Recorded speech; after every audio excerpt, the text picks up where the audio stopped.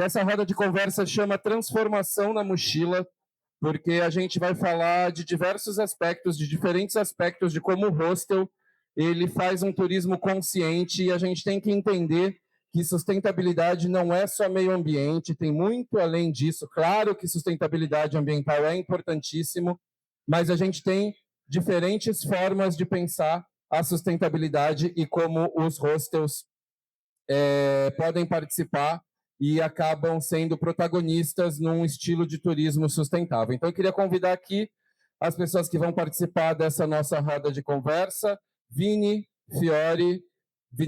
Fiore, Vini para os amigos, né? Que é do Green Haven Hostel, na Ilha Anchieta. Já veio com a cervejinha na mão. Queria convidar... Cadê Hostel World? Sabine, por favor. Deu um branco aqui. Sabine. Oxe, deu um branco. Gente, esse cara aqui que entrou no meu meio, Sabine é da Hostel World, a nossa parceira, patrocinadora aqui do evento.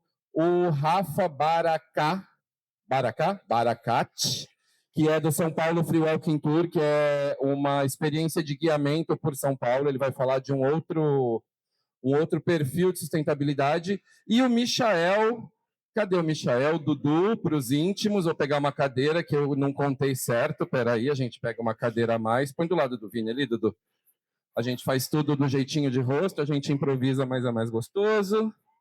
Espero que o fantasma não entre mais na nossa transmissão. Bom, vamos lá. A ideia de fazer essa mesa surgiu porque muitos hostels estão em lugares onde precisam de sustentabilidade, basicamente o planeta Terra, né?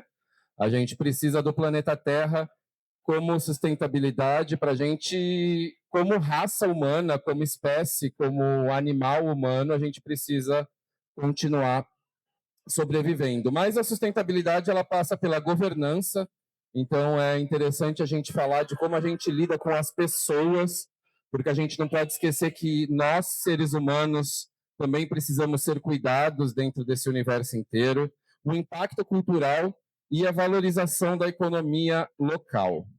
Bom, eu vou começar o papo com o Vini, porque eu acho que o Vini... Deixa eu só ver se está ligado, tá.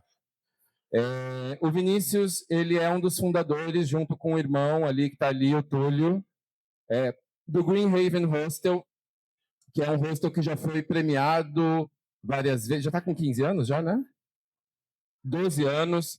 Já ganhou o prêmio de melhor do Brasil pela Hostel World, já ganhou alguns prêmios, e é um hostel referência no continente, em Ubatuba, mas há 2 anos eles abriram o hostel da Ilha Anchieta. A Ilha Anchieta, para quem não sabe, em Ubatuba, é um paraíso ecológico, é uma área de preservação ambiental. E eu queria que você começasse me falando, Vini, como que foi levar a experiência de hostel que vocês já têm, de um hostel muito bem conceituado, para dentro de uma unidade de preservação ambiental, né? Eu queria que você só contasse como foi essa chegada do Green Haven na ilha, né? Cruzar ali, sair do continente e ir para a ilha.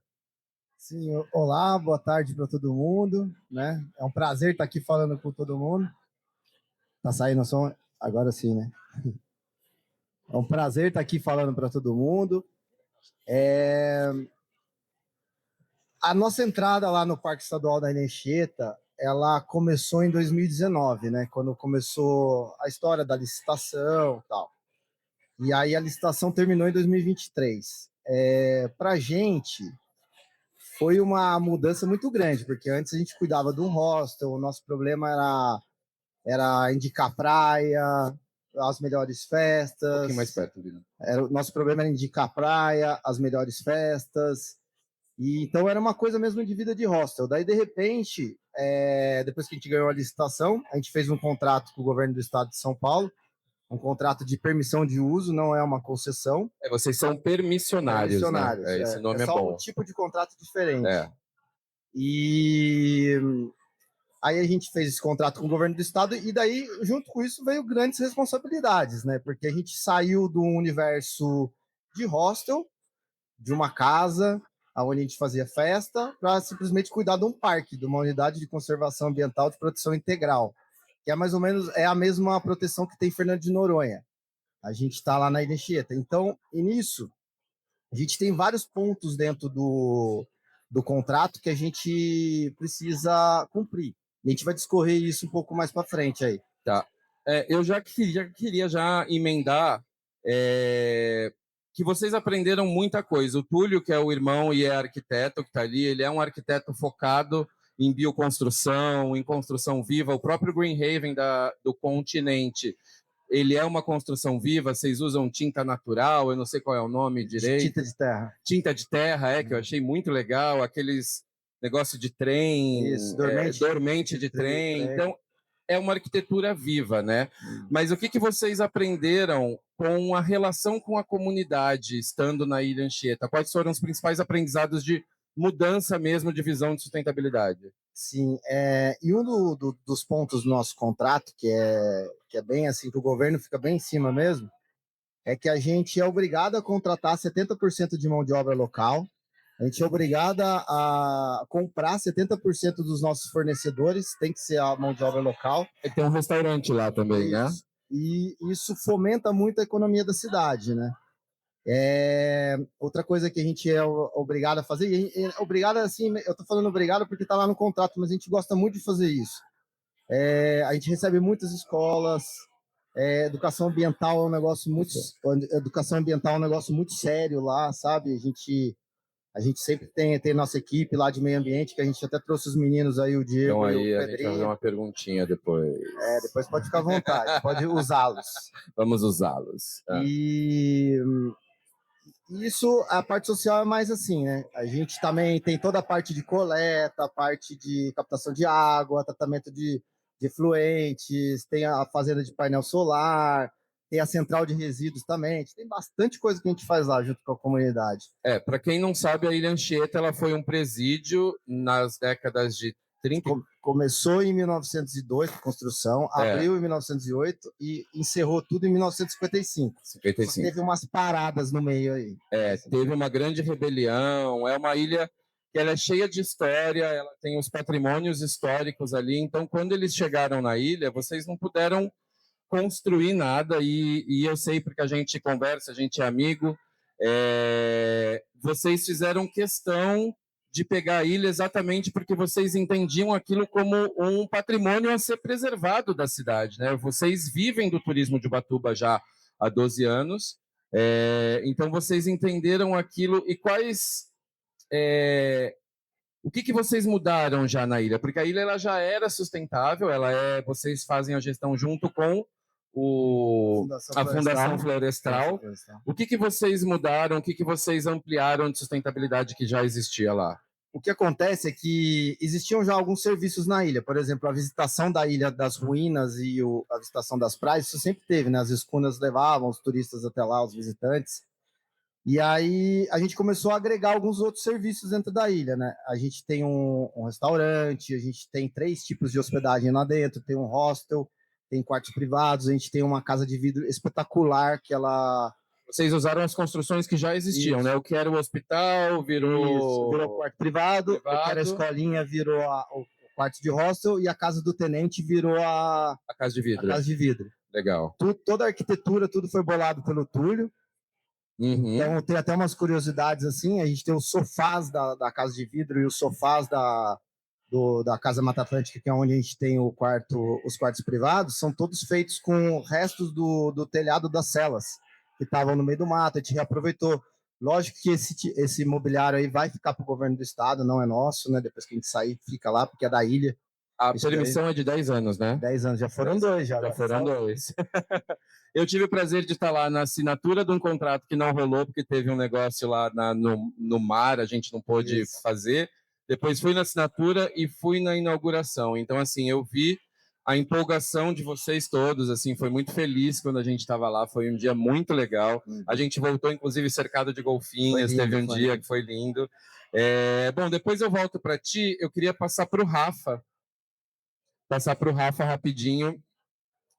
Obrigado, Rafa, pela participação. Fala bem pertinho para a gente não estourar e não ficar difícil de ouvir.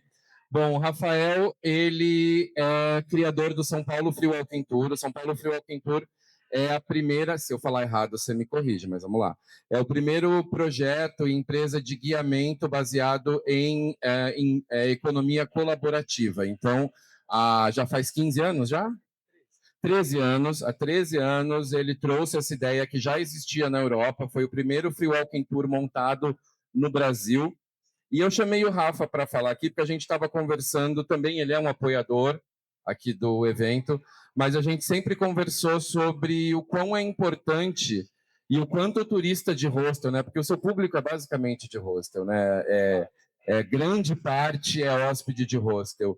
E o quanto é importante também, de uma maneira olhando para a sustentabilidade, essa valorização do entorno, do destino onde a gente está, porque muita gente vai para um tipo de turismo onde a pessoa ela não tem integração nenhuma com o local, com a cultura local, com o comércio local. Como que você enxerga a sustentabilidade e essa ligação do trabalho de guiamento que você faz para São Paulo? Bom, primeiramente, boa tarde. Agradeço o convite, que oportunidade de estar aqui.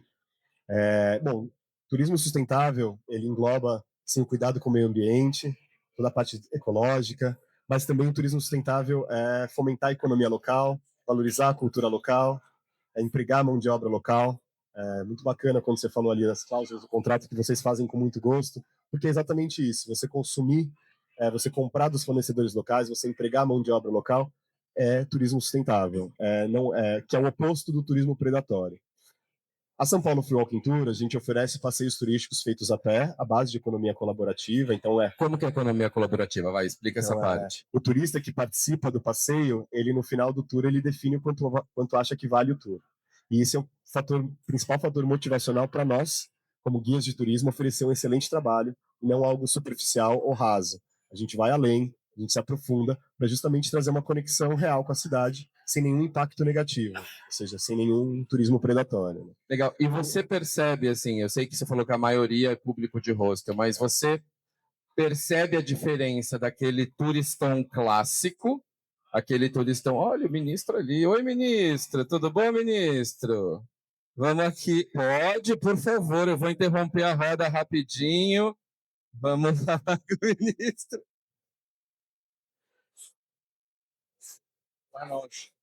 Fala, ministro. Opa, você tá bem? Sim, tudo ótimo. Queria não, mas a cerveja está escondida. A cerveja está escondida só para não dar uma goelinha. Eu posso te usar um minutinho? Rapidinho, rapidinho, por favor, menino. Nós podemos conversar meia hora aqui, mas você não vai me usar. Então tá bom, então tá bom. Não, eu só queria agradecer em nome da RAI Brasil, porque vocês são grandes apoiadores dos hostels e que vocês falassem com um pouquinho como que o Ministério enxerga esse trade de turismo, esse trade de hostel dentro do turismo nacional, porque a gente está aqui falando de sustentabilidade com 4 pessoas que são de hostel e que falam de sustentabilidade. Por favor, aproveitar isso. Sem combinar, hein? Desculpa de estar interrompendo aqui a roda de conversa de vocês, mas dizer que nós nunca deixamos de trazer os hostels para os nossos eventos, para os salões que a gente participa, para os eventos que a gente leva ao Ministério do Turismo. Isso mostra o respeito que a gente tem por essa atividade econômica, para os empreendedores que trabalham com hostel em todo o Brasil e também reconhecendo o trabalho que é feito na hospedagem, no receptivo, que consegue juntar não só jovens de idade, mas jovens de intelecto em um local que são os hostels. Então, eu desejo para vocês aqui uma excelente experiência. Está só começando, a gente ainda tem amanhã, sexta-feira, e o sábado, que promete ser o dia de maior visitação. E todos que possam vir, nós estamos aguardando mais de 50 mil pessoas aqui nesse salão, possam conhecer um pouco mais do que é o meio de hospedagem hostel. Vida longa, sucesso e continuem contando com esse ministro do Turismo. Valeu, Obrigado. muito obrigado. E tá lindo o stand aqui, viu? Muito obrigado. Tivemos uma interrupção honrosa, né? Foi chique agora, gente. Onde a gente estava mesmo que eu me perdi? Free Walking Tour, vamos lá. Tá falando se você consegue perceber a diferença desse turismo mais, vamos dizer, um turistão mais clássico, quando chega no Free Walking Tour, para o hóspede de hostel, quando você percebe e tem uma diferença de como ele encara o seu trabalho?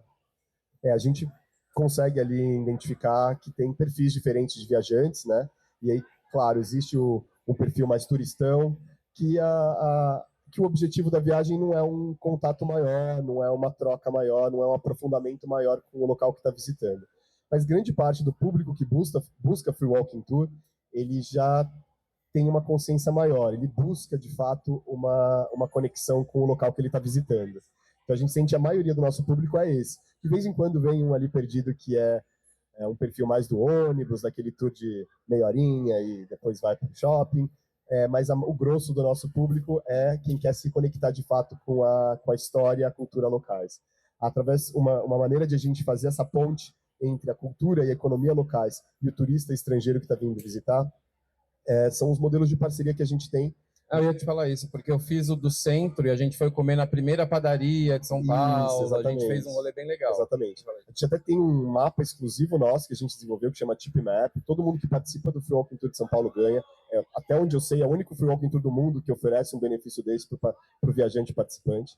Ali é o mapa da região onde a gente caminha, desenvolvido por nós, e a gente coloca poucos lugares que a gente escolheu a dedo e convidou para fazer parte desse mapa. São lugares que a gente tem o nosso filtro, em hipótese algumas são redes internacionais, são apenas comércios locais, que são históricos, que fazem diferença para a região, ou que, enfim, representam ali a gastronomia, a cultura da onde a gente está visitando. Então, por exemplo, um exemplo no centro histórico, por exemplo, a gente tem parceiros como o Ponto Chique, que é o criador do Bauru original, com rosbif, a mistura de queijos. A gente tem parceria com o Zedeli, que é uma das melhores hamburguerias de São Paulo e do Brasil. A gente tem parceria com o Bar da Dona Onça, que tem uma das melhores feijoadas da cidade, que fica no Copan, que é um edifício icônico do Oscar Niemeyer. Então a gente tem essa ferramenta para atingir esse objetivo de fomentar a cultura local, a economia local, criar essa conexão real com o local onde o turista está visitando. A gente não quer que ele venha fazer o tour e depois vai para o Starbucks ou para o McDonald's. A gente quer que ele faça o tour e vai comprar o café na cafeteria histórica que tem no centro histórico, comer a coxinha da padaria Santa Teresa, que é uma padaria centenária, mais de 100 anos aqui no Brasil. E esse é o nosso desafio, esse é o nosso trabalho, de criar essa conexão de quem visitar São Paulo e visitar aquela São Paulo além do trânsito, além da competição, além do shopping, além do capitalismo desenfreado. Existe uma outra São Paulo cultural, gastronômica, de mente aberta, que é o que a gente quer mostrar, né? Que é o encanto de São Paulo. Boa. Valeu, a gente volta já. Sabine, agora és tu, garota. Sabine Servais é a nova gerente de mercado da Hostel World no Brasil. Há o quê? Um mês? Já está no projeto Brasil da Hostel World, já desde que o ano passado a Hostel World voltou a olhar para o Brasil, a investir no Brasil, a ter uma equipe local. Isso é muito importante para o mercado de hostel. E eu queria te jogar uma provocação de como vocês da Hostel World veem e dessas tendências de turismo sustentável. Vocês veem uma preferência por hóspedes? O hóspede de hostel tem essa visão e essa preferência por um lugar que olha para a cidade que ele está, para o destino que ele está, com essa preocupação? Boa tarde. Bom, meu nome é Sabine e, primeiro, sim, tá? Então, hoje na plataforma, começando do começo, a Hostel World entendeu que, sim, os hostels eles são mais sustentáveis que outros tipos de acomodação. E aí, entendendo isso, fizeram um estudo junto com uma instituição competente para isso, para entender o quão mais sustentável somos em relação a hotéis. E o que foi concluído no estudo é que a gente emite 75% menos gás carbônico do que hotéis. E aí a gente parte de um princípio não só de falar somos mais sustentáveis, mas a gente consegue realmente falar que os hostels com dados são mais sustentáveis em prática. E aí, com isso, a organização criou um framework, uma estrutura, onde a gente consegue dar selos diferentes para cada nível de sustentabilidade. Então, a gente tem 4 níveis de sustentabilidade na empresa, da empresa não, né, onde a gente dá para cada um dos clientes, né, para que eles... O framework chama Staircase for Sustainability, que é uma escada para a sustentabilidade. Então, a gente sabe que tem hostels que são menos sustentáveis, que se esforçam mais, que tem muitas políticas e regras que precisam seguir, e tem alguns que não fazem nada. Então, a gente parte do princípio onde a gente consegue, desde o início, colocar todos esses hostels numa escada para que eles sejam cada vez mais sustentáveis, já sabendo que o hostel é uma indústria mais sustentável. E aí, é muito legal falar sobre sustentabilidade, eu acho maravilhoso, é um tema que eu sou apaixonada. Mas o que a gente vem visto na plataforma é que a gente tem mais conversão de vendas para os clientes que utilizam um dos nossos selos. Então, a ideia do selo como um todo é aqueles hostels que já têm alguma coisa de sustentabilidade, vamos dar visibilidade a isso dentro da nossa plataforma. A gente é a maior plataforma de reservas de hostels no mundo. Então, vamos dar uma visibilidade para aqueles hostels que têm alguma prática sustentável, né? E aí, a gente sabe que hoje 54% do nosso público, ele prefere escolher um hostel que tem iniciativas de sustentabilidade. Então, isso já é super legal. E hoje a gente vê uma conversa, a gente sabe que tem hostels sustentáveis, inclusive, a gente estava conversando aqui hoje que não tem o selo ainda, então existe um caminho todo para a gente conseguir ter também visibilidade em cima disso. Mapeamento de mercado também, né? Exato, então tudo isso leva um tempo. O Vinho do Green Herb acabou de conseguir também aí algumas coisas que a gente vai trazer de visibilidade para isso, então é todo um caminho. Mas hoje a gente consegue saber dentro da plataforma, com a pequena amostra que a gente tem, que existe uma conversão de vendas 2% maior do que outros tipos de acomodação. Isso a gente sabe que não são todos os hostels que são sustentáveis ou que têm práticas sustentáveis que estão dentro já com selo ou já participando.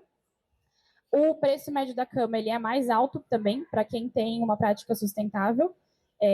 Hoje a gente tem um dado ali de 1% mais alto do que a média de valor de cama de outros hostels que não têm prática. E também o faturamento é maior de hostels que têm práticas sustentáveis. Então, eu acho muito legal quando a gente olha para esses dados e percebe que a gente tem uma amostra pequena ainda, mas é muito legal falar sustentabilidade, mas é mais ainda quando a gente trabalha com faturamento e sustentabilidade. Com número, né? E com dado, né? Exato. Com dado. O que mais tem de prática hoje em dia? E eu queria só trazer, na verdade, as práticas você já falou, eu me confundi, vamos lá.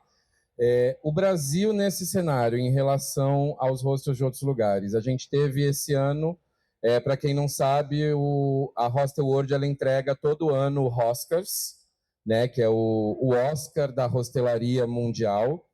E desde a pandemia deixou de ter só as categorias que são de votação, que são por avaliações, né? Então eles criaram na pandemia, começaram a criar novos formatos para valorizar exatamente a sustentabilidade. E esse ano são 3 categorias, eu não vou lembrar os nomes agora, tá? Eco Warrior, Cultural Champion e como? Community Champion, é isso. São 3 categorias de sustentabilidade que são avaliadas por uma comissão. Então, assim, existem pessoas especializadas em hostelaria e em sustentabilidade.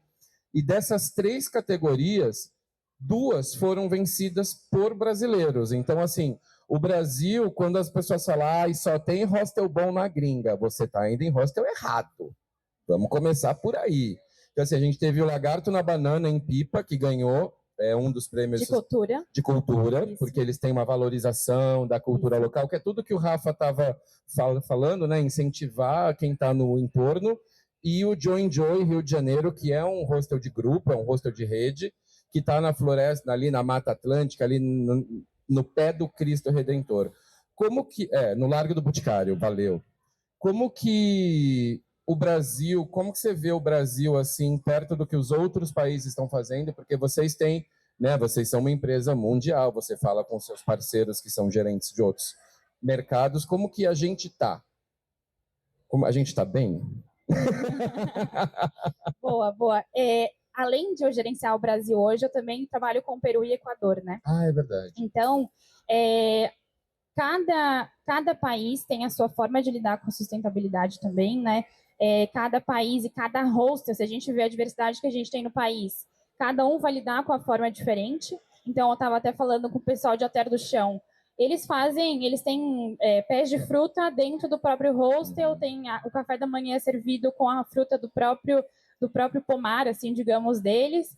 Então, às vezes, isso não vai significar sustentabilidade para São Paulo, onde isso não é possível. Exato. Ou, enfim, cada lugar vai ter práticas onde façam mais sentido dentro do seu local. O mundo inteiro tá cheio de coisa bonita em hostel para mostrar, assim. Fernando de Noronha, no Equador a gente tem a Ilha Galápagos também, que é linda. É linda. Então, tem muito lugar com muita coisa bonita para mostrar. O prêmio, ele é um prêmio que então premia 3 hostels no Brasil, No mundo. no mundo, com 3 categorias diferentes. A gente teve o privilégio de ter 2 hostels esse ano sendo premiados no Brasil, que é um super reconhecimento para o trabalho que está sendo feito aqui também. Mas, enfim, cada ano vai rodando novos prêmios, né? A princípio são esses 3 prêmios que a gente está rodando, que é de sustentabilidade eco, né? Então, do meio ambiente, o segundo de comunidade e o terceiro de cultura. E aí, o que foi, Vini? Já ganhou? Já ganhou. 23? Boa, É verdade, já ganharam, é verdade. Boa. De Então, cultura, né? Foi o Community Champion, E eu escrevi essa matéria, né? Mas a memória já não está mais acontecendo no momento. Massa, e eu não era da empresa, mas é uma boa lembrança. E, enfim, o processo de aplicação, todo mundo pergunta para a gente, né, como funciona. Então, todos os hosters que têm interesse em participar do processo, eles têm que se aplicar no momento em onde é aberta essa aplicação. Vai ter um comitê que vai avaliar todas as aplicações, os critérios, etc. E isso vai para a votação do público também. Então, dos próprios hóspedes que conseguem votar de como que aquilo está sendo na prática colocado, né? Então é um prêmio muito legal que dá visibilidade para o rosto, depois traz mais reserva também, então quando saiu esse ano foi muito legal. 2 do Brasil. Eu fiquei escrevendo essa matéria até 11 da noite, porque saiu um dia antes do que eu estava imaginando. Eu tinha me programado para escrever a matéria no dia seguinte. Eu queria passar para o Dudu agora, para a gente conversar. Na verdade, o nome dele é Michael Rodrigues, mas não sei quem chama ele de Michael, todo mundo chama ele de Dudu. Ninguém chama. Ninguém, nem sua avó, né? Bom, o Dudu, eu chamei ele exatamente porque a gente tem 2 hostels bem diferentes em tamanho, em localização, em possibilidades também de aplicar ações de sustentabilidade. Só dar um overview aqui. Eu conheci o Dudu em 2019, quando a gente fez a Equipe Hotel. Ele tinha, acho que acabado de abrir, estava logo 1 ano de hostel. Ele chegou no mercado assim, todo tímido, menino todo não sabendo onde estava pisando. E a evolução dele como empreendedor dentro do mercado de hostel é incrível, assim. Eu fui conhecer um pouco antes da pandemia, a primeira vez que eu fui lá no Brasileiranza, que é em Niterói. E eu te chamei exatamente porque, assim, eu acompanhando o seu trabalho esses últimos anos, eu vi que vocês, dentro das limitações de estar dentro de uma grande cidade, apesar de ser uma cidade litorânea, Niterói é uma metrópole, né? É muito grande. E vocês conseguiram. É um hostel pequeno, não é um hostel de 300 camas, não tem uma rede por trás. É um hostel bem familiar, é você, sua avó, o companheiro dela e o staff, a irmã, enfim. E eu queria que você contasse um pouquinho, porque você foi premiado pelo Sebrae como empreendedor já também, né? Você foi destaque no Sebrae como empreendedor. E vocês receberam selos da Prefeitura de Niterói. Eu queria que você contasse um pouquinho como que você começou a ver esse lance de sustentabilidade, qual foi seu percurso dentro dessas coisas de sustentabilidade. Vamos lá. Boa tarde a todos. Então, essa questão da sustentabilidade, acho que eu estava me questionando sobre algumas coisas e veio esse tema, sabe? Eu falei assim, por que não? Sabe? Por que não adotar boas práticas aqui? A gente já tinha recebido alguns feedback de alguns hóspedes, poxa, seria legal você fazer tal coisa, vocês se adequarem a tal coisa. E isso foi... E eu fiz essa provocação, né, na equipe, né? Chamei todo mundo para poder a gente pensar sobre o tema. E nisso a gente foi convidado para participar da secretaria a cidade de Niterói tem uma secretaria voltada para a questão sustentável, que é a Secretaria do Clima, e eles lançaram um projeto onde empreendedores locais da cidade foram chamados para que pudessem refletir e mudar, né, e trazer boas práticas para poder boas práticas sustentáveis. E foi o que a gente fez, assim. Então, assim, de primeiro momento, a gente pensou assim, o porquê não fazer? Porque dentro da nossa possibilidade, o que poderia ser feito, É né? que muita gente pensa que você precisa Acha começar grande, né? Você Exato. precisa fazer uma grande... Mas não, qual é a sua possibilidade de fazer, Exato. né? O que você pode fazer hoje, que às vezes a gente pensa numa ação, sabe, mirabolante, mega, sabe? Mas tem coisas que podem ser feitos, que teoricamente é simples, mas que tem um impacto muito grande. Aquele 1%, né? Aquela nossa contribuição que a gente contribuindo, outras pessoas contribuindo, outras empresas contribuindo, isso soma e gera um resultado muito impactante no meio ambiente. E foi o que a gente fez. Então a gente participou desse programa. Esse programa era proposto 5 selos de sustentabilidade Da prefeitura. E dentro desse programa a gente trouxe esse tema para dentro da empresa, a gente trouxe capacitação para os nossos colaboradores, inclusive para mim também, que conhecia muito pouco sobre o tema. Impressionante como a gente conhece muito pouco sobre o tema sustentabilidade, sobre as questões climáticas. Então foi um aprendizado mútuo assim para toda a empresa. E a equipe abraçou bem, você pôs a vovó, gente, porque o Dudu, o hostel dele, você vai tomar café da manhã com bolo de vó todos os dias, tá? Só para deixar claro. E a vovó foi, dona Sandra participou, dona Sandra abraçou. Todo mundo, vovó, todo mundo. Paulinho, tia Cláudia, todo mundo participou da ação, todo mundo aprendeu. A gente trouxe uma colega nossa que trabalha com essa questão, ela deu uma palestra para a gente, tudo aquilo que a gente já fazia, né, os nossos fornecedores, ela explicou para a gente detalhadamente sobre os nossos fornecedores, qual fornecedor tinha práticas sustentáveis. Então isso foi assim, uma aula incrível, onde mudou bastante e a gente conseguiu aplicar algumas coisas, né, falando da forma prática, né, a gente entrou dentro da rota de coleta seletiva, então não é só separar, mas é destinar o resíduo para o local correto. Isso faz toda a diferença, né? Porque às vezes você separa e joga tudo junto. Exato, e joga tudo junto e não tem quem faça essa coleta. Então, vocês que tiveram que ir atrás, vocês que tiveram que se manifestar. Isso é interessante, porque não dá só para esperar do poder público, né? A gente tem que fazer a nossa parte, né? Exato. E você vê, são coisas assim, a gente definiu como ações alcançáveis, sabe? Que era possível ser feito, assim como também a redução de copo descartável. Hoje a gente não tem copo descartável. O hóspede pet tem copo descartável? Não tem. Não. Como assim não tem? Não tem. Então, explica toda, né, essa consciência. E os hóspedes entendem? Você sente que que a galera abraça as iniciativas, assim, quando vocês propõem essa coisa, tipo, não tem copo descartável, tem copo de vidro, você vai lá, usa, lava. Tem uns copinhos lá personalizados, tem, bem né? bonitinho, tem os copinhos. E a galera abraçou bastante, assim, porque também eles, nossa, legal, vocês já se preocupam, né? Vocês já se preocupam com essa questão, né, de sustentabilidade. Então foram ações assim que a gente pensa que não dá para ser feito, mas se a gente for reparar, são ações que são alcançáveis, sabe? Então a redução de papel também, né? Hoje com o nosso check-in sendo 90% dele é feito online, então a redução de papel foi assim incrível também, né? Então são ações que acredito que dá para compartilhar, dá para ser feita, são ações alcançáveis e que resultou, né? Nesses selos que a gente concorreu dentro do programa, né? E uma ação também que impactou a comunidade local, que foi uma parceria que a gente fez com o Clube de Canoa Havaiana, onde mês sim, mês não, acontece uma limpeza dentro da Praia da Boa Viagem, uma limpeza na Praia da Boa Viagem. A gente reúne a galera local. É que ali tá 100 metros da praia, né? 150 metros, sei, é bem perto. Reúne a galera que tá ali, fala com os comerciantes locais para eles poderem doar o material, a gente vai lá, faz a limpeza da praia. Então, ou seja, acabou gerando, né?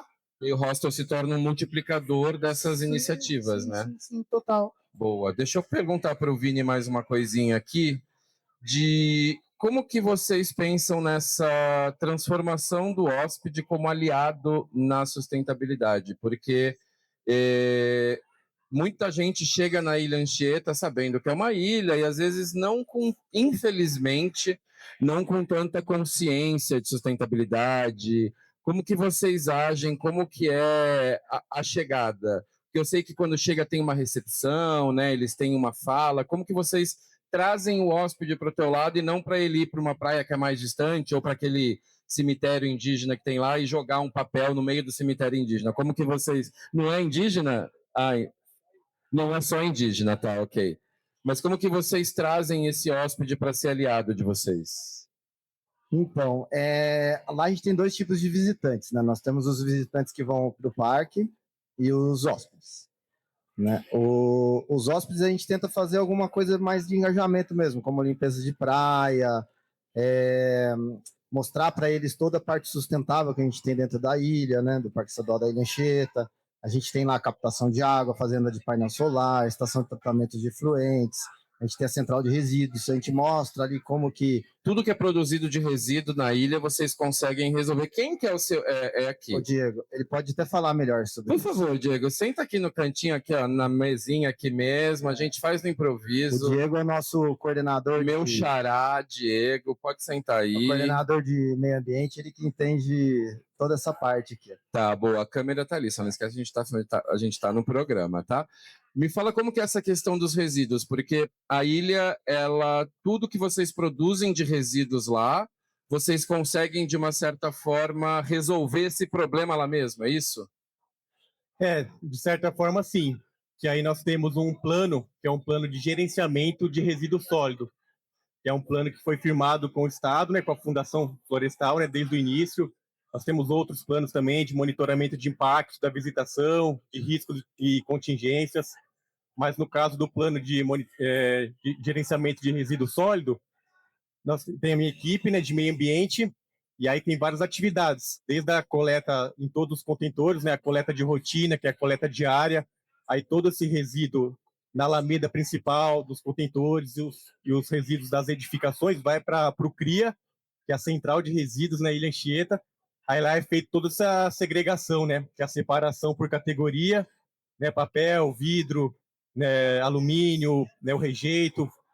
Então, tudo separado, aí pesado, aí documentado, que é feito um documento, né, via uma plataforma do CIGOR, né, CETESB, e aí eles acompanham também, né, e aí levado fazendo esse transbordo para o continente. E aí lá tem uma empresa que tem parceria conosco, que é a Boomerang Reciclagem, que aí faz a destinação final desse resíduo, já tudo separado, tudo certinho. Então não é só resolver e deixar, vocês têm todo um processo de destinação e tudo documentado, né? Porque a gente está falando de uma licitação pública, de um patrimônio da humanidade quase, ainda não é, mas vai ser, porque lá é um lugar incrível. Então vocês têm essa preocupação toda. E a questão de geração de energia lá? Vocês têm uma fazenda de placa solar, é assim que chama? É uma fazenda que não tem boi, é placa solar, né? Isso, é tipo uma mini fazenda fotovoltaica, né? Então nós temos aí cerca de 200 placas solares para atender aí mais ou menos umas 10 edificações. E aí atende também a estação de efluentes, né, de tratamento de água. Aí nós estamos fazendo umas melhorias para melhorar isso ainda mais, né? Mas é isso, a gente sempre trabalha com essa energia limpa, né, que é super importante, né? Tem uma questão na ilha que eu queria só entender, eu acho que eu já entendi, mas é que é uma ilha continental, né? Então vocês conseguem ser autossuficientes de água, porque por baixo da água ela é conectada com o continente e vocês têm acesso ao lençol freático. É isso ou falei besteira? Não, é isso mesmo. Isso? É que como está bem próximo, direitinho. Tem dois tipos de ilha, né? Ilha oceânica e ilha continental. Então, como a Ilha Anchieta está a 8 quilômetros ali do continente, está na mesma plataforma continental. Tá. Então, esse lençol freático, ele está junto ali. Então, na Ilha Anchieta foram catalogados 22 nascentes, né? Que lá é água manancial, é água superficial. Então, nós fazemos a captação dessa água bruta, né? Sem o tratamento. Aí tem toda a ETE, né? A ETA, desculpa, que é a estação de tratamento de água. Tem o tanque pulmão, daí tem bomba filtro, os reservatórios, daí vai para gravidade para as edificações e para a alameda também, das duchas e tal. Muita gente questiona, né? Fala, pô, mas na ilha, lá a água não é limpa, por que a gente tem que tratar a água da ilha? Porque na Ilha Anchieta teve uma grande introdução de animais em 83, os animais do zoológico de São Paulo. Então, muitos animais vão procurar o curso d'água, né? Quando tá mal, quando né, não tá bem, tipo... Aí tem que ter esse tratamento, né? Então não dá para tomar água direto de alguns lugares, tem que ter um cuidado. Exato, tem que ter esse cuidado. Tá, entendi. Mas aí a gente tem também um contrato com uma empresa que faz esse acompanhamento das estações, tanto de efluentes quanto de água. Aí, mensalmente, é feita essas coletas, tanto dos efluentes quanto da água, para fazer esse acompanhamento certinho, né? Para ver se está tudo ok, para o Bacana. consumo e tal. Boa, valeu, te botei na fogueira aí. Tem uma Valeu. curiosidade sobre o lixo. O Bruno, o levantamento lá que a gente fez, o Bruno é nosso diretor financeiro, nosso novo gestor lá da É. a gente é responsável, a nossa produção de lixo é um sexto ou um nono? Né? O lixo que a gente produz na ilha, nosso, assim, na nossa operação, é de 10 a 12% de tudo que a gente faz de transbordo. Por quê? Porque tem muito lixo que é trazido pelo pessoal das escunas, né? Dos barcos e tal. E a gente tem que tratar isso também. E a gente está numa conversa, a gente tem um representante da Fundação Florestal aqui, o Daniel. Eu lembro dele. Você lembra, né? Tava lá. E o Daniel foi das pessoas que redigiu o contrato e tal. Até se quiser fazer uma pergunta, fica à vontade. Aproveita que ele está ali. Eu não sei fazer pergunta de contrato. E a gente está nessa discussão tal para tentar chegar um dia em alguma coisa de diminuir o tamanho do cooler que as pessoas levam lá para a ilha, porque isso é um problema muito grande para a gente. A gente gasta Muita gente não leva o lixo de volta, não, isso? lá, Deixa lá. Esse é o problema. Esse é o problema. A pessoa vai para a praia. A pessoa quer ir para um paraíso limpo o e ele acha que o lixo dele vai se decompor por obra da fada madrinha, e aí né? entra a parte do Pedrinho, que ele está aqui, que é nosso coordenador da monitoria ambiental. E tem todo o receptivo que eles fazem, eles explicam isso para todo mundo também, se quiser, fica à vontade. Porque ficam pessoas, né? Pedrinho, vai lá, já, gente, baguncei tudo, é isso, é sala de rosto, senta aí, fica aí. Eu sei que vocês têm, eu fui para a praia, ó, fica mais de ladinho ali, isso aí tá bom, vocês têm monitores que ficam em diferentes lugares da ilha, né? Eu lembro de ter ido, eu não vou lembrar o nome da praia, depois da Casa de Vidro tem uma praia lá, enfim. E tinha uma pessoa de vocês lá sentada explicando a história, explicando, Pedrinho, já te deram uma cadeira, boa, botamos mais um na roda. E essas pessoas elas ficam lá explicando, né, o que fazer na ilha, o que não fazer na ilha. E tem mais gente que colabora ou mais gente que fala, recolhe o lixo aí, está sendo pago para isso. Então, primeiramente, boa tarde, obrigado pela palavra aí.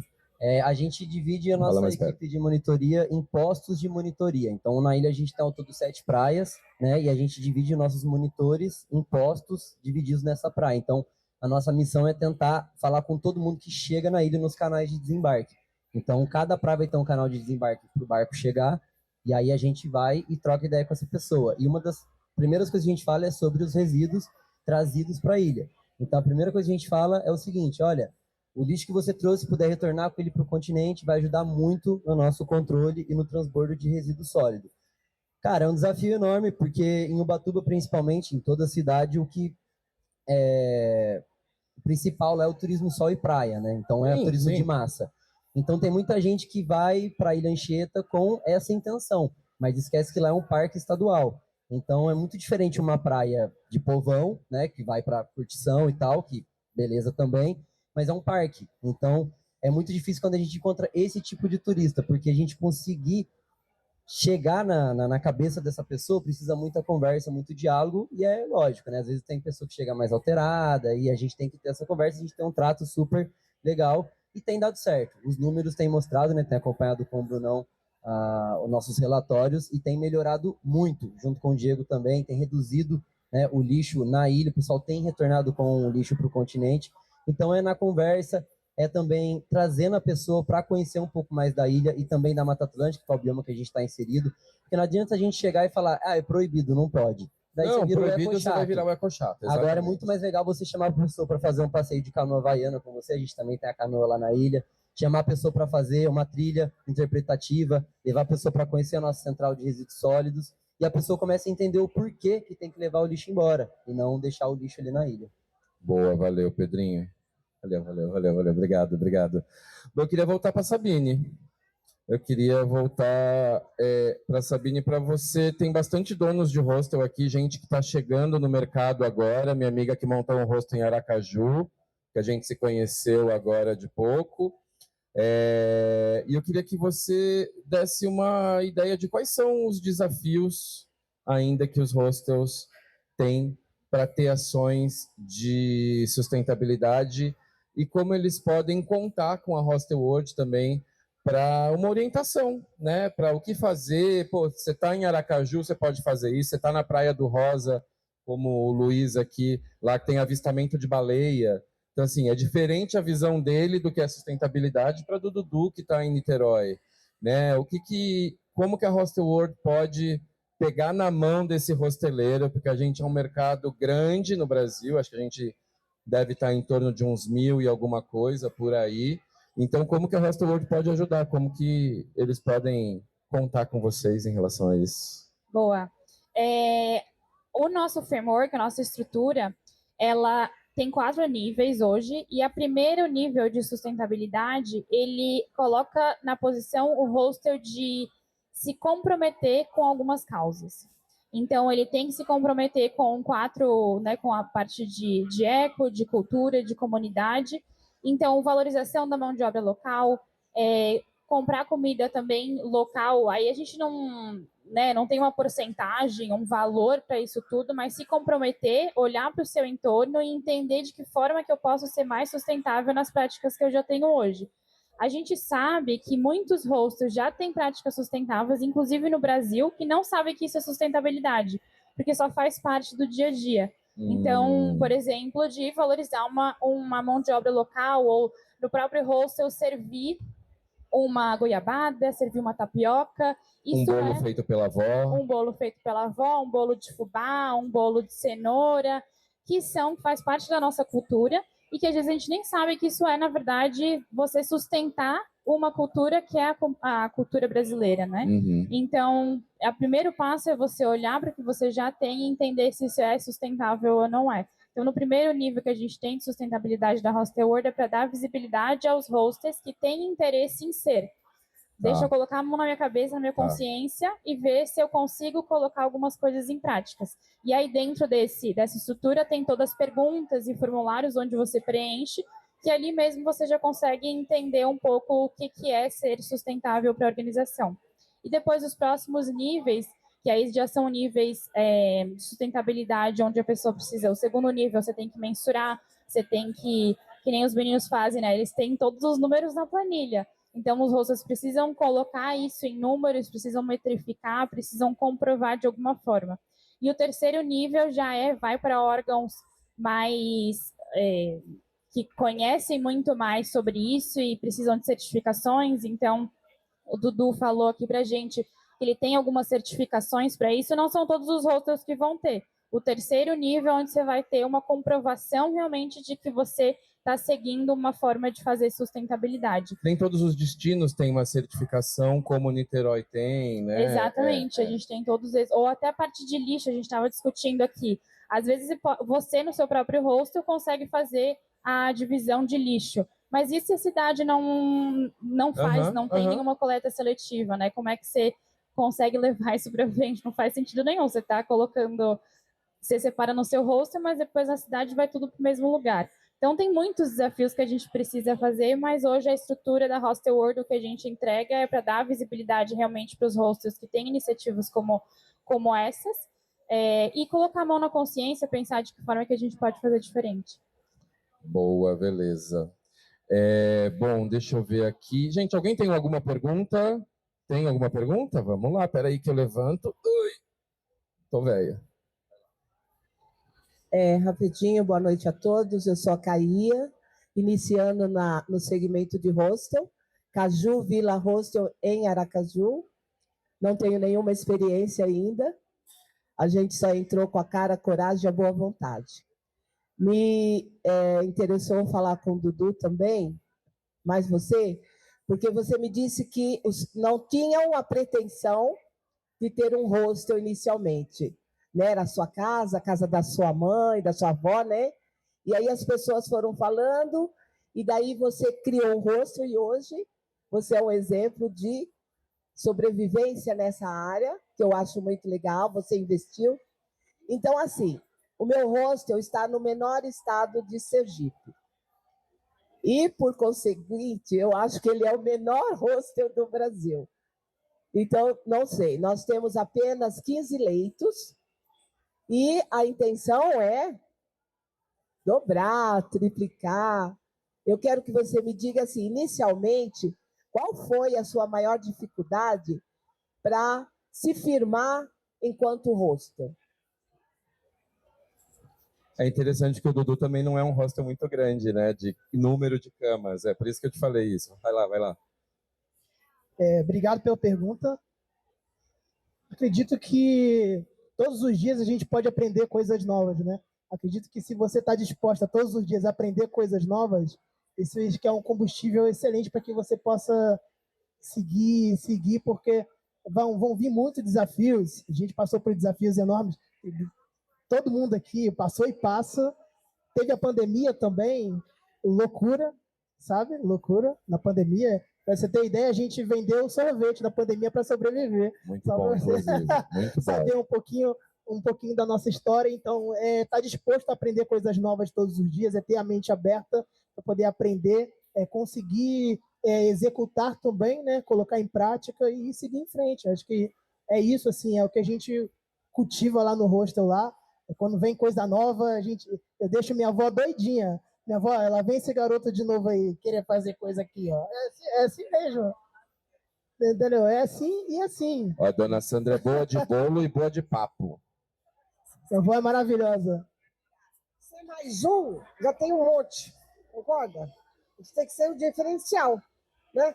Tem que fazer coisas novas, senão a gente é mais um no mercado, não é não? É isso, não pode ser mais um. E hostel, como todo um é diferente do outro.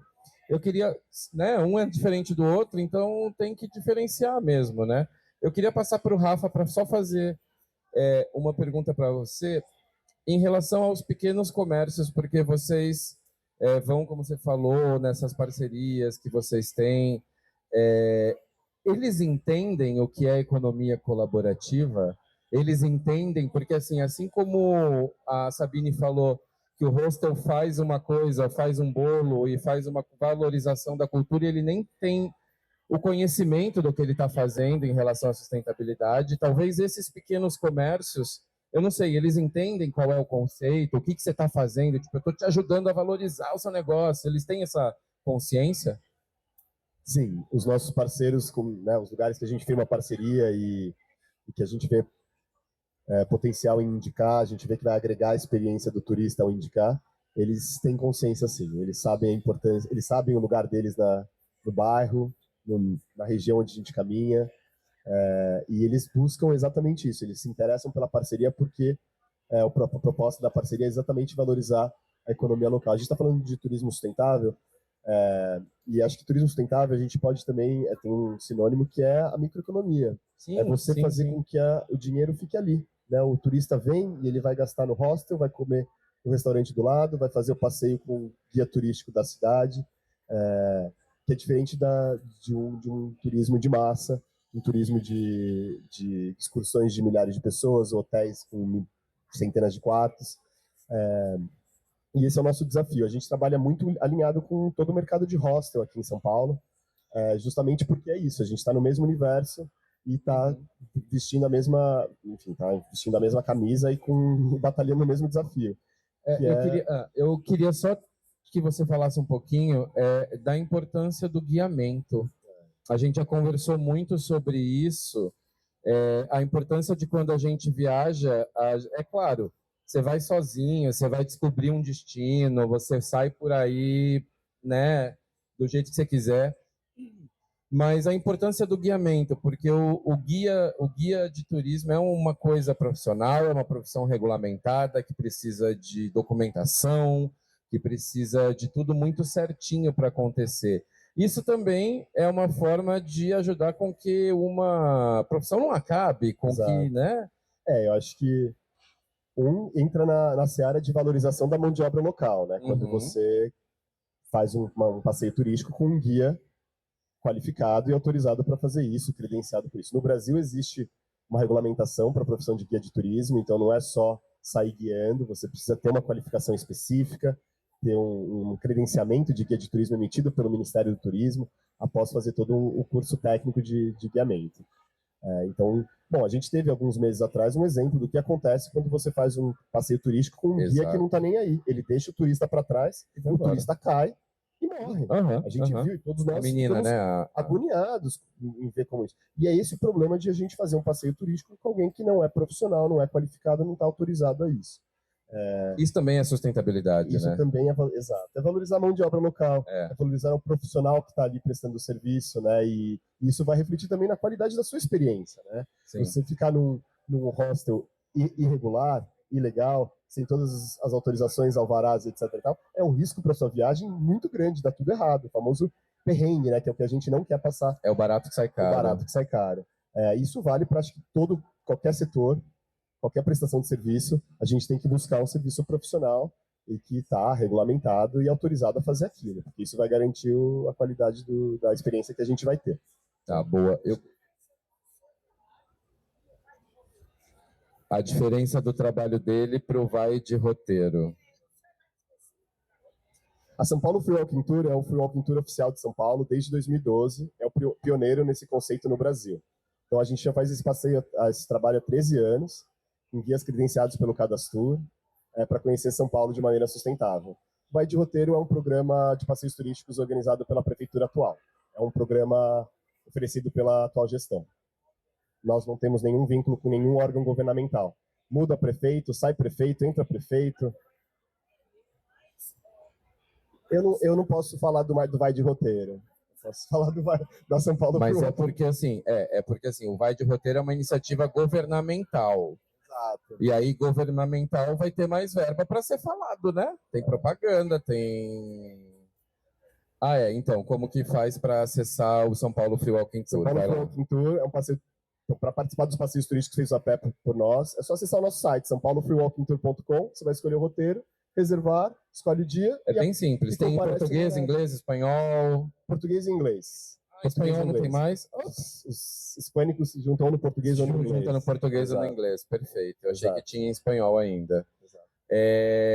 Eu ia pedir, eu ia passar por o Vini agora só para fazer a última perguntinha com ele, porque a gente falou de diversas áreas e eu esqueci de uma que eu acho que o hostel ele é muito bem assim, que é governança, né? Cuidar das pessoas que fazem a experiência dos hóspedes acontecerem. Você estava me falando que vocês têm no Green uma questão de o Green é Via Láctea, o Green é... me explica isso, como que vocês lidam com gente dentro do Green Haven? A gente que trabalha com vocês, não a galera hóspede e tal. Sim, para quem conhece um pouco da nossa história, minha e do Túlio principalmente, nós crescemos num esporte que chama rugby, né? E o rugby é um esporte que aceita todo mundo, cara. Todos os tamanhos, todos os pesos, todo mundo, o rápido, o lento. E todo mundo é importante para que o time funcione, que o time consiga chegar onde quer. E aí eu estava lá em Recife, no Piratas da Praia, do nosso grande amigo Paulo. Esse cara é um fenômeno no mundo do hostel. Mestre dos magos dos hostels. E ele estava me explicando uma coisa, que é como ele gerencia os voluntários dele. Isso foi uma coisa que fez uma correlação muito grande ali com o que a gente sempre pensou na vida, eu e o Túlio aqui, pro lado do esporte, do rugby. Então funciona mais ou menos assim. A filosofia do hostel é como se fosse o sol. E tudo que orbita em volta desse sol são as pessoas que contribuem para isso. Aí tem um planeta maior, que é uma pessoa que contribui mais, um planeta menor, um satélite. E todo mundo é importante para que aquilo funcione. Porque se você tirar, por exemplo, o fornecedor de papel higiênico, o hostel não vai funcionar, certo? Sim. Certo? Então a gente valoriza muito as pessoas. Daí como que a gente faz essa valorização? Eu acho que é muito de você conhecer as pessoas, saber de onde vem, família, perguntar se está bem, se está mal, está disposto mesmo, interessado. Não adianta ser uma coisa fake.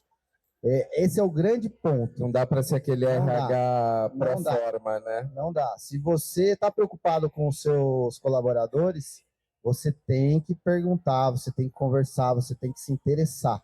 E eu vou te falar, cara, tem muita gente interessante. Para vocês terem alongando assim, né, saindo um pouquinho, No nosso hostel do Continente, absolutamente todos os funcionários do hostel foram ex-voluntários. Todos do Worldpackers. A gente tem até aqui a Dani também, que trabalhou no Worldpackers há muito tempo, agora ela está no outro setor. É a criadora do EcoPacker. Aqui, ó, na frente. Não sabia, eu dei uma matéria sobre o EcoPacker também. E... O que foi? O Bruno foi voluntário, porque é o gestor da Ilha Anchieta. Para vocês terem uma ideia como funcionam as coisas. E a gente valoriza mesmo as pessoas. Eu acho que o grande diferencial, assim, não é só a gente que faz isso. A gente sabe que um monte de gente faz isso e a gente aprendeu isso no nosso esporte. Daí eu vi isso aí mais ou menos no mesmo sentido com o nosso amigo lá de Recife, organizando ali os voluntários deles. E é isso, eu acho que assim, as pessoas merecem ser valorizadas, todo mundo quer um reconhecimento. Isso aí acho que é íntimo de todo mundo, sabe? Você só trabalhar, não escutar nenhum muito obrigado, nenhum parabéns, é complicado. Porque, cara, tem uma outra coisa também. Quando você se aproxima e trata bem os colaboradores, você pode cobrar. Sim, e ele vai tratar bem seu hóspede. Não, mas você pode cobrar também no momento que ele errar. Claro. Porque assim, você cobra, lógico, com toda a educação e tal, mas você sabe que você deu ali uma área para o cara trabalhar tal. Se ele vacilou em alguma coisa, você pode cobrar. E é isso, cara. Acho que o grande segredo é o respeito mesmo e se interessar pelas pessoas. Isso também é sustentabilidade, gente. Cuidar de gente, cuidar de quem faz a nossa experiência. Foi uma relação bem humana. Eu queria agora só encerrar, pedir para cada um, Dudu, dar uma fala final aí, convida as pessoas para conhecerem seu hostel, para conhecer o bolo da Dona Sandra e fala um pouquinho o que você quiser aí, fica à vontade. Alguém tem mais alguma pergunta, gente? Você tem, eu não perguntei, peraí. Até para contextualizar nessa última parte que o Vini falou do voluntariado, e aí a gente que está muito imerso nisso, para a gente é muito natural. Mas acho que é legal dar uma palavrinha disso, porque além de tudo isso, como o Dudu falou, teve todo o treinamento da equipe. Equipe fixa é uma coisa, o Vini tem um dos maiores giros de voluntários. Então, como que vocês fazem para manter essa cultura viva com esse fluxo que gira muito dentro do hostel, né? E também para quem não está familiarizado, quem são esses voluntários, né, que você falou, que acabam ficando, como que vocês fazem para que eles entrem no fluxo de vocês? São os nossos tucos, turistas colaborativos. Aí é uma questão mesmo de se interessar também pela pessoa. Aí quando chega lá a inscrição dos voluntários pela plataforma do Worldpackers, que a gente trabalha exclusivamente com Worldpackers, a gente conversa. Eu mando como que é quais são as funções do voluntário. Aí a gente fala também das nossas regras. Uma delas, inclusive, é respeitar muito o próximo. Você sabe que a gente é muito assim lá no nosso hostel, tanto é que a maior parte do nosso público no nosso hostel são mulheres, então elas se sentem super seguras lá no hostel. E a gente se interessa pelas pessoas, eu vou atrás do Instagram. Eu acho, cara, o Instagram é um ponto assim, muito interessante para as pessoas. Porque o Instagram... Não, porque lá no Worldpackers tem o Instagram das pessoas, né? Tem você olhar, né, de onde ela passou e tal. Mas o Instagram é como a pessoa quer se mostrar para o mundo. Pode não ser do jeito que ela é, mas como ela quer se mostrar. Isso é muito importante para uma empresa, que se tem um colaborador lá, ele tem que se... Não seria comportar, mas ter uma postura, assim, né, alinhada com a sua empresa, senão não dá. Aí eu olho isso no Instagram sempre. Para mim, o primeiro corte é no Instagram. Aí depois a gente vai conversando, tal, daí você vai sentindo qual que é da pessoa, né? Mas para manter, eu acho que ela estava perguntando assim, porque troca um voluntário, chega outro voluntário. Pelo que eu vejo do Green, é treinamento. E o próprio voluntário que está saindo já treina o que está entrando. A gente era mas a gente mudou um pouco. Já mudou um pouco? Porque como os voluntários acabaram se tornando fixos, eles já acabam treinando os novos. Sim, mas antes era exatamente assim. Né? O cara ficava um mês, e aí estava chegando na terceira semana dele, já estava vindo os novos voluntários, esse mesmo treinava o próximo. Era assim, e funcionava super bem. Só que daí a gente preferiu dar uma profissionalizada, até mesmo pela parte da cobrança. Por quê, cara? Tem uma pergunta que eu queria fazer para vocês todos aqui, né? Quem sustenta o sustentável? Como assim? Quem sustenta o sustentável? Quem sustenta o sustentável é dinheiro, não tem jeito. Então a gente precisa trabalhar direito, você precisa ter uma reputação boa, você Precisa ter uma nota boa. Nota boa, você precisa ter mais reserva, você precisa ser sustentável, porque é uma questão mais moral e legal do que qualquer outra coisa. E é isso, acho que a gente mantém meio assim, e mantém na vibe também, porque lá no Green Haven Hostel do Continente, lá é muito voltado para festa tal, e gente jovem gosta de festa. Velho também, né? Posso falar, eu já entrei ali, eu adoro a festinha, né? Mas... E eu acho que tem uma coisa interessante que eu vejo que você faz no Green, sempre que eu tô lá, todo dia você dá um jeitinho de passar no Green. O Túlio tá lá sempre também, tá mais na ilha, porque agora ele gosta de ficar internado lá na ilha. Mas você passa lá, cumprimenta os hóspedes, cumprimenta o staff, paga uma cerveja para um hóspede. Eu vejo que você tem essa preocupação de que os hóspedes saibam que o dono tá lá, que você tá lá cuidando deles de alguma forma. Eu faço isso porque eu gosto. Eu sei. Verdade. Eu gosto, eu falando, vocês deixaram o microfone aqui, eu falo, caipira é fogo, cara. Eu me encontrei profissionalmente no turismo, né? Eu era advogado de formação, tal, trabalhei muito tempo como advogado. Fui jogador de rugby muito tempo. Daí lá na Europa, quando eu fui para Malta para jogar rugby, lá eu comecei a trabalhar um pouco mais com turismo. Então, eu amo isso daí. Eu fui encontrar a minha profissão depois dos 30 anos, de 29 para 30. Então, é uma coisa que eu faço com prazer mesmo, sabe? Sentar, conversar. Lá no restaurante da ilha também, né? Eu acho que eu sou um dos melhores vendedores de prato lá no restaurante da ilha, porque eu tô passando assim, daí eu falo, o que você vai pedir e tal? A gente já oferece, já indica alguma coisa, a pessoa acaba comprando, sabe de onde ele vem e tal. Mas é isso. Eu acho que assim, hostel não tem muito segredo. Você tem que ser verdadeiro, você tem que gostar do que você faz e ir pra cima. Vai pra cima que você vai conseguir. Você, pelo jeito, você gosta. Vai pra cima. Gosta, fala. A gente começou a trocar ideia, trocamos meia hora de papo esses dias online. Gosta de falar também, é boa de papo. O que não adianta é gente que não gosta de gente. Não gosta de gente. Esses caras são expulsos do mercado, assim, mais cedo ou mais tarde. Vou passar aqui. Vai lá, que você já deu sua fala final. Vai lá. Já gastou seu tempo. Brincadeira. Acho que primeiro é agradecer, né, pelo convite, esse bate-papo, poder conhecer um pouquinho do trabalho de vocês também. E parabéns, vocês fazem incrível. Agradecer a todo mundo que esteve presente aqui também, acompanhou esse bate-papo. E convidar vocês que queiram ter uma experiência familiar. Acho que é muito além do bolo e pão caseiro feito por vó. Eu acredito que é a pessoa, sabe? Eu falo muito dela porque é uma mulher que eu sinto muito orgulho, porque, enfim, ela tem uma história de vida incrível. E, assim, para mim é um orgulho muito grande ter ela todos os dias, compartilhar com ela todos os dias. Então, a mesa de café da manhã é uma mesa de relacionamento. Então, se vocês querem ter uma mesa de relacionamento, conversar com a gente, bater um papo, estão todos convidados para poder conhecer o Brasileiranza Hostel, que fica em Niterói, e vai ser um prazer receber vocês. Não é só bolo, não. Sorvete também é bom demais, que ela faz, é cremoso, de manga, é maravilhoso. Experimentei a última vez que eu fui. Sabine, por favor, queria que você desse uma visãozinha final aí, fala o que você quiser, fica à vontade. Legal. Bom, primeiro agradecer também, obrigado pelo convite, acho que é uma oportunidade muito legal da Hostel World mostrar um pouco mais o trabalho que está fazendo em cima de sustentabilidade também. A gente, com uma plataforma focada em hostel, a gente tem também essa responsabilidade de trazer visibilidade para quem está fazendo isso acontecer dentro do mercado. Tem muita coisa para fazer ainda, tem muita coisa para a gente construir, para os hostels construírem, mas podem contar com a gente para o que precisarem, para a gente estar junto nessa. Então, a Hostel World está recentemente no Brasil, a gente está com mais ações, está criando mais projetos, então podem vir falar com a gente, aqui a área e a Mari estão aí também para escutar, para entender, para a gente criar algumas coisas legais juntos e mostrar um pouco mais do que o Brasil é para fora.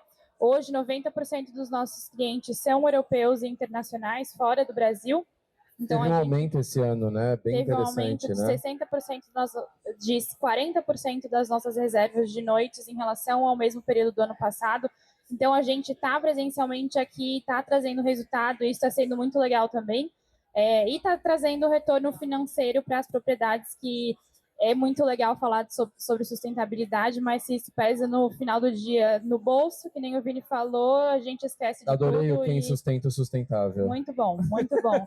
Então é isso, assim, e é uma alegria para a gente saber que, na verdade, a sustentabilidade está trazendo retorno financeiro, que isso é ainda mais recompensador, né? Então, para as propriedades que estão pensando em começar alguma iniciativa, se não fazem nada do que a gente falou aqui hoje, se estão começando, querem começar um primeiro passo, isso vai dar retorno financeiro, assim, também, né? Então, podem contar com a gente com o que precisarem e obrigado pelo convite. Imagina, obrigado a você. Rafael, é que Rafa a gente é amiga, aí é Vini, Dudu, Rafa, sabe? Só você não é amigo. É difícil, né? De quem é nosso amigo? Vai lá, fala aí, fica na... Bom, Bonel, eu quero agradecer muito aqui a oportunidade de fazer parte dessa roda de conversa. Para a gente é muito importante a bandeira do turismo sustentável, o turismo micro, que não é o turismo de massa, e isso está muito ligado com o mercado de hostel. É por isso que desde o início da São Paulo Free Walking Tour, a gente começou em parceria com, na época eram 7 hostels em São Paulo, em 2012, hoje são quase 100, eu acho que já passou de 100 hostels. E a maioria deles, os melhores hostels, a gente tem parceria, porque a gente quer estar junto com o hostel, oferecendo essa experiência mais real com São Paulo, né? mais integrada. Então, nossa equipe, somos uma equipe de 10 pessoas, guias credenciados, estamos super engajados ao mostrar um lado de São Paulo mais encantador, mais humano. E os hostels de São Paulo podem contar com a gente para oferecer a melhor experiência aqui na cidade para os seus hóspedes. Boa. Obrigado. Fala aí, claro. Olha lá, o Caipira pegou o microfone de novo, né? Pessoal, eu acho que aqui, né, a gente está aqui feliz pra caramba por estar compartilhando várias coisas com você, mas eu acho que certas coisas devem ser citadas nesses momentos. A gente tem uma pessoa aqui com a gente, ele vai ficar... O Bonel, ele nunca desacreditou no negócio do hostel, na hostelaria. 10 anos. Nunca. Então, aqui, em nome de todos os donos de hostel, eu queria falar muito obrigado para você, por sempre acreditar na gente, Bonel. Obrigado, meu amigo.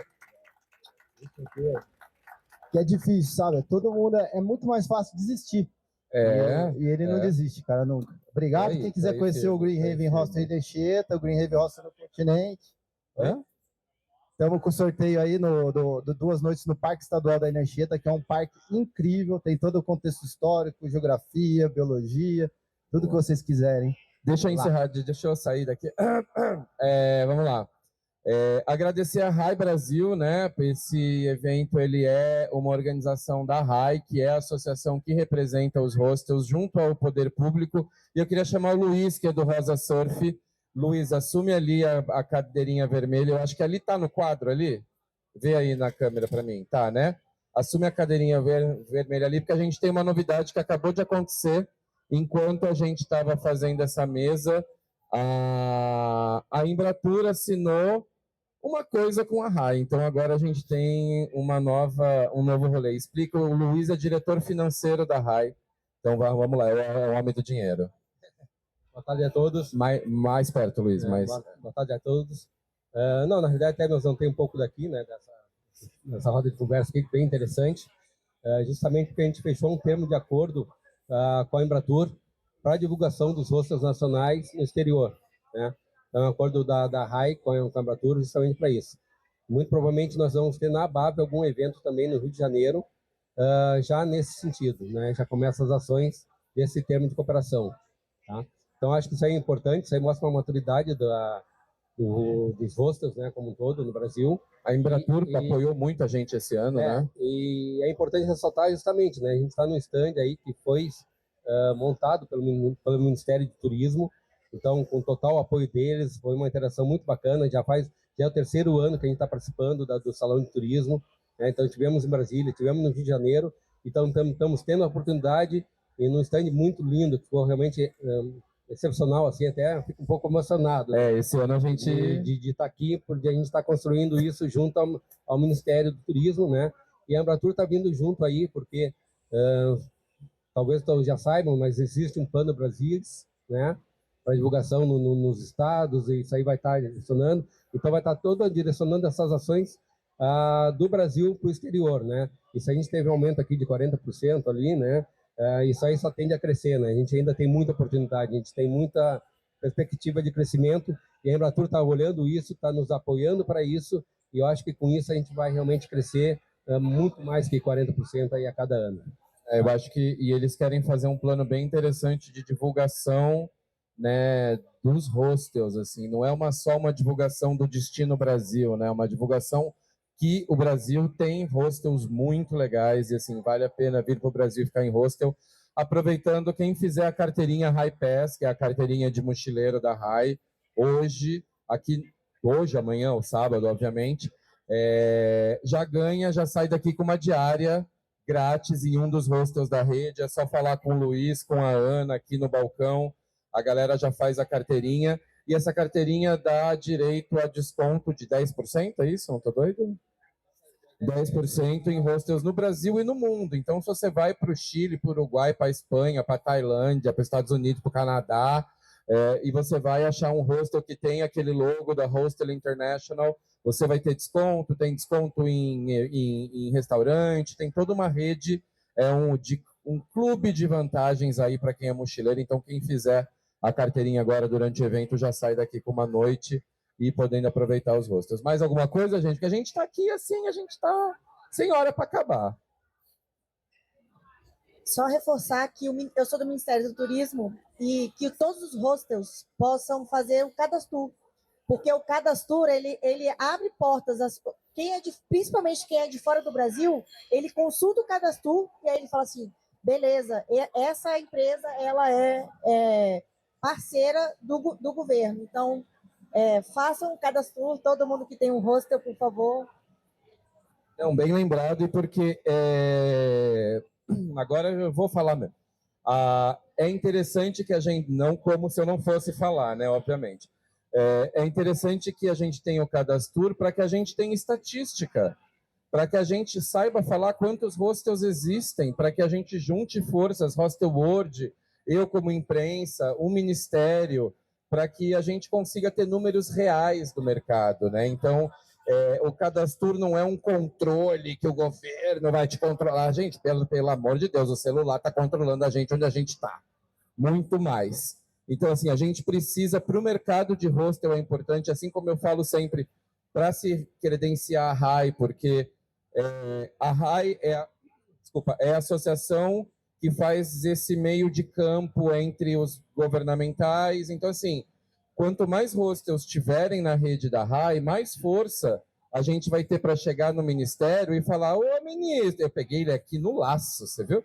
Peguei ele aqui, ô, ministro, ele estava ali, já vai chegar para o Freixo da Embratur e falar, Freixo, olha aqui, entendeu? Então, assim, abrir linhas de crédito, exatamente. Então, assim, quanto mais a gente se unir, eu acho que é isso, o mercado precisa estar unido, a gente é um mercado unido, mas a gente precisa se unir institucionalmente. Então, para quem é dono de hostel, para quem tem um mercado, vamos se unir institucionalmente, porque eu acho que se a gente só tem a ganhar, não tem o que perder nessa brincadeira. Finalizamos, gente, pode ser? Porque senão os vizinhos vão brigar mais comigo já. Vizinhos, parei, tá? Beijo, amo vocês, Paraná. Gente, valeu para todo mundo. Valeu para todo mundo, valeu, muito obrigado, valeu para todo mundo que participou.